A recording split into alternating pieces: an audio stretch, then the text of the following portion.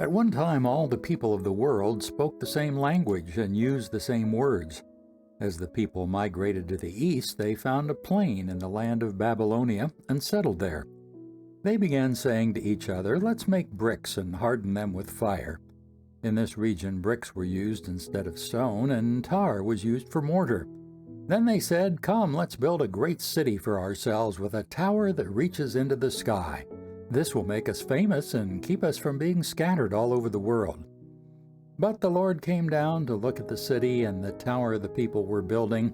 "Look," he said, "the people are united and they all speak the same language. After this, nothing they set out to do will be impossible for them. Come, let's go down and confuse the people with different languages. Then they won't be able to understand each other." In that way, the Lord scattered them all over the world and they stopped building the city. That is why the city was called Babel, because that's where the Lord confused the people with different languages. In this way, he scattered them all over the world. This is the account of Shem's family. 2 years after the great flood, when Shem was 100 years old, he became the father of Arphaxad. After the birth of Arphaxad, Shem lived another 500 years and had other sons and daughters. When Arphaxad was 35 years old, he became the father of Shelah. After the birth of Shelah, Arphaxad lived another 403 years and had other sons and daughters. When Shelah was 30 years old, he became the father of Eber. After the birth of Eber, Shelah lived another 403 years and had other sons and daughters. When Eber was 34 years old, he became the father of Peleg. After the birth of Peleg, Eber lived another 430 years and had other sons and daughters.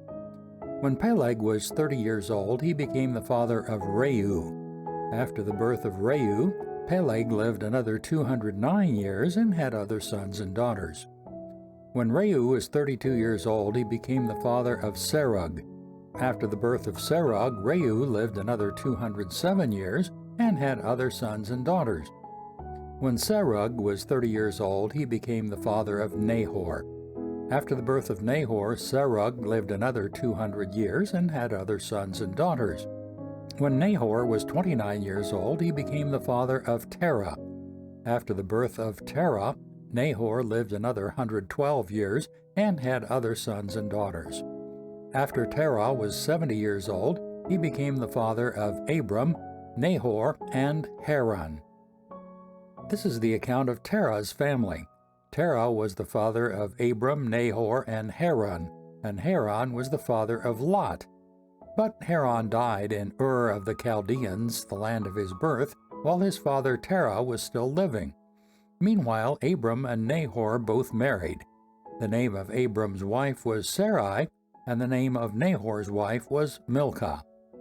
Milcah and her sister Iscah were daughters of Nahor's brother Haran. But Sarai was unable to become pregnant and had no children.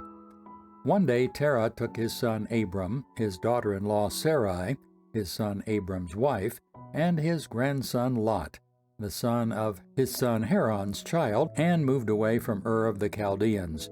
He was headed for the land of Canaan, but they stopped at Haran and settled there. Terah lived 205 years and died while still in Haran.